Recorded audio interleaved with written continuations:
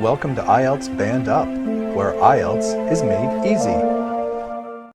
Hello everybody, this is the first lesson in my grammar series to help you get a Band 7 to 9 on your next IELTS test. Today is lesson 1 and we're going to be focusing on articles. Not articles in a newspaper, not articles of clothing, but the grammar term articles. And the, and no article, so that you can get a higher score on your next IELTS test.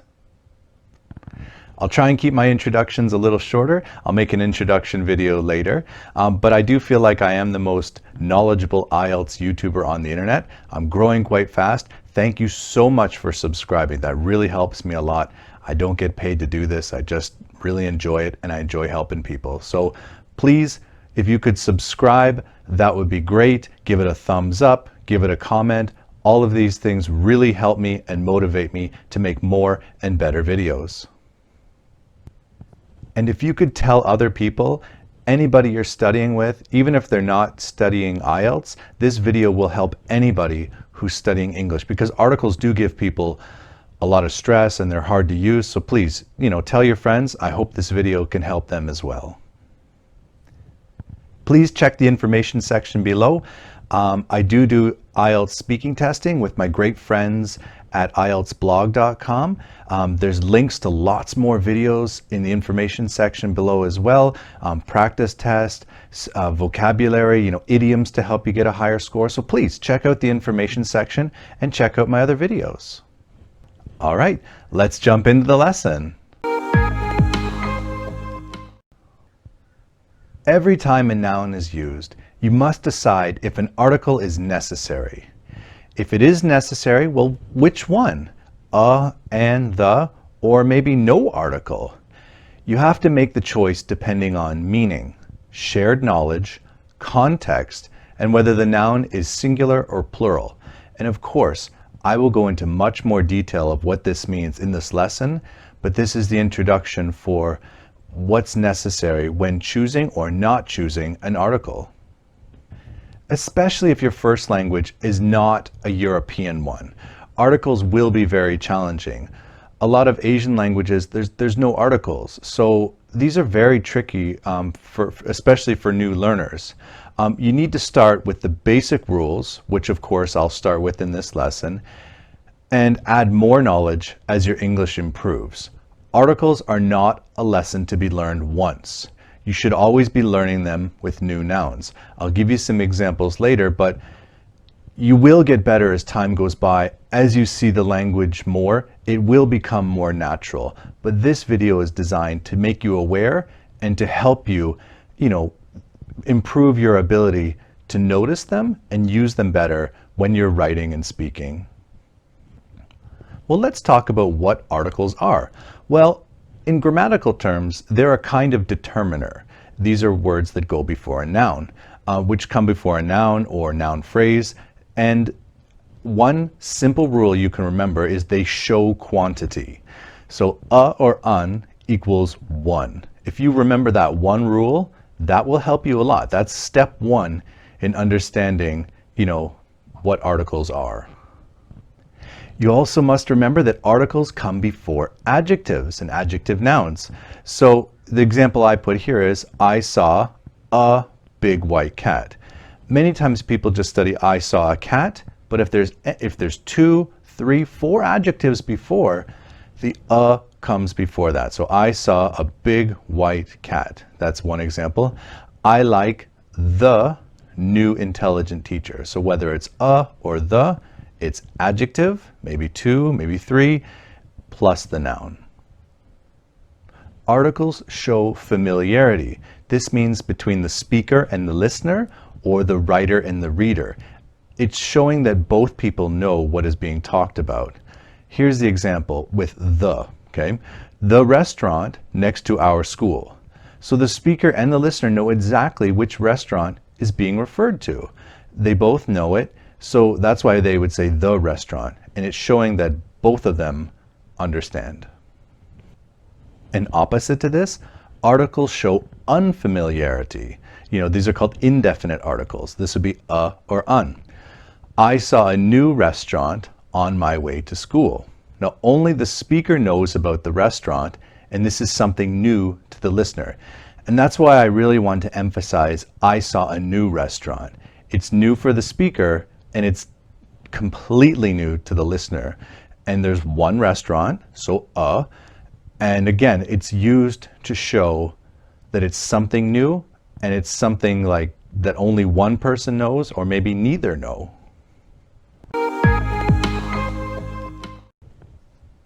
So here's a little learning tip. When learning new nouns, if the noun is countable, put a or un in front of it. You want your understanding to be automatic. So if you're a basic learner of English and you're learning a cat, well then write down a cat. But as your English gets, more advanced and you learn the word benefit and you're wondering, well, is benefit countable or uncountable? Well, check your dictionary and it will say countable. And then you write in your, vocabulary journal, a benefit. And you just always say that, a benefit. And it just becomes natural, okay? We do this in French and English, like you put the male or un in front of a noun, and then you just study it that way. Do the same thing with articles. Tip 2, a or un are not pronounced clearly. I don't say a cat, I say a cat, okay? I don't say an eraser, I say an eraser. That's why they're a little bit difficult to notice when you're listening, because native speakers don't stress them. And that's why, it can be harder to catch. And when you're pronouncing them too, just a cat, an eraser, don't stress them. Well, let's move on to talk about how we choose articles. Well, let's talk about when we don't need articles. Well, plural nouns. If it's, 2, 3, 4. Cats can be big or small, so no article there. Uncountable nouns, I need money. And this goes back to what I said before. If it's countable, in your vocabulary dictionary, put a cat. And if it's money, then there's no a. So that way it'll help you remember naturally which nouns are countable, which are not countable. Now there are times when we don't need an article before a singular noun and use another determiner. So it is singular, so you think, oh, I should use a. Well, here we go. Possessive adjectives. There's one book, but, she is the owner. So we would say her book, my pens, their father. So again, when we know who the owner is, we don't use an article. An article is when there's nobody who owns it, okay? Or you don't know who owns it. So if there's a book on the floor, well, there's a book on the floor. And somebody says, oh, that's my book. Well, then it's, there's the owner. It's my book, or it's his book, or her book. So that's a key thing to remember. Is when we don't know who possesses or who owns the thing. Now, demonstrative adjectives, well, again, grammatical word, but they show quantity or location. It could be that book or those books. We never say, that book. Oh, it's that book, this book, those books, this thing. So there's no before those kind of demonstrative adjectives, and other quantifiers. And again, a grammatical word for any day, each day, one day. There's no before these words. Okay, well now let's move on to some basic rules to help you better use articles. This will go into a little bit more detail. The first part was kind of the basic rules. This is going into a little bit more detail, and it might make you a little frustrated, but they are things you need to know. Now we use and an to introduce something new. So we use and an with singular nouns to introduce something that is not common knowledge or something new. So we talked about this earlier, but it's good to repeat it. I learned a new expression. Again, this is something new, and it's one. We also use or un to introduce something new or unexpected. So you're telling a story, and you say, suddenly, I heard a noise downstairs. Again, it's the first time I mention it. It's something maybe surprising or something new. And again, a noise, it's countable. So we say, I heard a noise downstairs. Okay, so that's why we also might use it. Now here's a little example of how we start with a or un, and then it turns into the, okay? And again, this will emphasize the something new to the listener or reader. So I'll read it slowly. I was walking to school when I saw a cat. The cat, okay, it's the second time I mentioned cat, so the cat started looking at me. Then a man, it's the first time I say a man, tapped me on the shoulder. The man, second time, same man, asked me if the cat scared me. So there you can see, a cat becomes the cat the second time. A man becomes the man the second time. And this is something, if you haven't realized it before, now that I've pointed it out, you'll see it a lot when you're reading books in English. Let's move on to the, showing common knowledge, to show the listener or reader that they know or will soon know what we are writing or talking about. Now it forces the listener or reader to think of the most obvious noun. Now this is a long explanation, but again, when you use the, you're expecting the listener or reader to understand what you're talking about. Now, can you pick up the book? Now, if someone said that, immediately your first reaction would be to look for the nearest book. It's probably right in front of you. Now, of course, you could say that book, absolutely. But again, you know, if there's one window in the room and someone says, oh, look out the window, right? We would say the window because we both, oh, there's the window and we can see it. So it's kind of, this one's a little bit confusing for learners because they're like, well, how do I know if it's a or the? Again, the speakers are using it or the writer is using it to show something that should be obvious. Now we're getting a little bit more technical, and we can use the to refer backwards or forwards in a text or conversation, okay? We already showed one example, which I'll go into again. It could also be used to indicate our shared or common knowledge. And, you know, shared or common knowledge, this could be like, do you like the new teacher? We both have the same teacher. There's only one, right? We know who it is. And that's why we'd say, do you like the new teacher? That's kind of the shared knowledge. Now, when we talk about referring backwards, it's the same example again, right? I was walking to school when I saw a cat. The cat, okay, is referring backwards to the first cat, started looking at me. Then a man tapped me on the shoulder. The man, referring back to the same man, asked if the cat scared me. So again, I just really want to emphasize this example, what it's doing. It's referring backwards. Now, referring forwards is much less common, okay? It does happen when you're reading, but it's much harder to use, okay? My example here is buy candy for the students who will win the contest, okay? So, you know, it's the first time we're talking about students, but again, later we say, oh, who will win? Like, we know there will be winners, and this is referring forwards. And then also there's external reference. Should we go and talk to the teacher or the principal? Again, it's something we both know and we can assume, so we say the because we both know which teacher. Now moving on, there's no articles for generalizations. So let me show you what this means.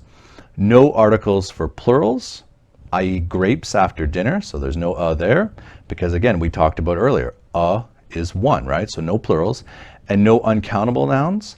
Money is very important. Again, we talked about this before, but it's good to make sure you understand.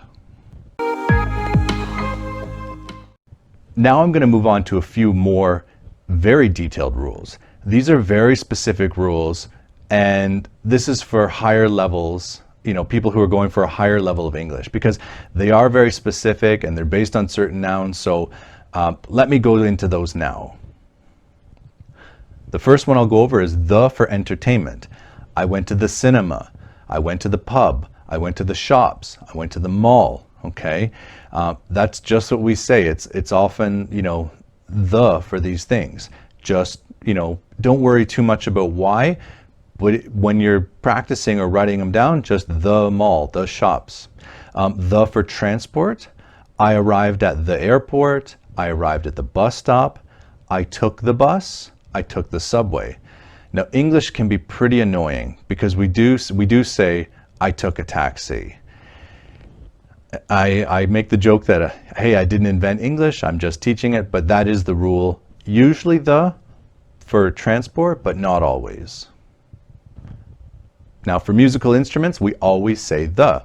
I play the piano, I play the violin, I play the guitar. And usually for common places in any town, we often say the. I went to the post office, I went to the hospital, okay? But again, this one's not perfect, okay? You could say, I went to, a barber shop, or I went to the barber shop. Both are okay. So if you have a grammar book that tells you one is correct, they're not. English is changing, but in general, it is kind of a habit people have to say the hospital, even though a hospital is acceptable.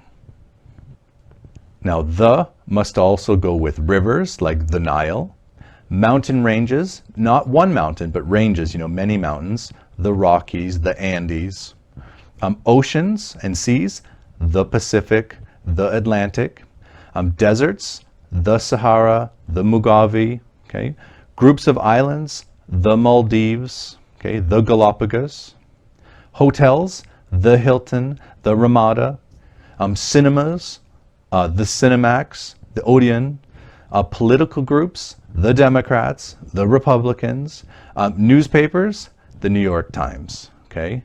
Again, it's not always like this, but generally, all of those things have the in front of them. No articles for most time expressions. Next month, last year, on Monday.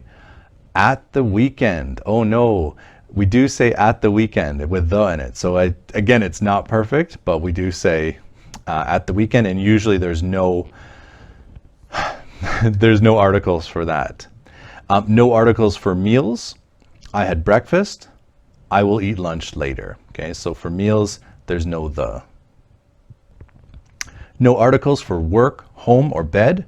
I went to work, I came home, I went to bed, so that's it. No articles for proper nouns, like names. I will talk to Adam.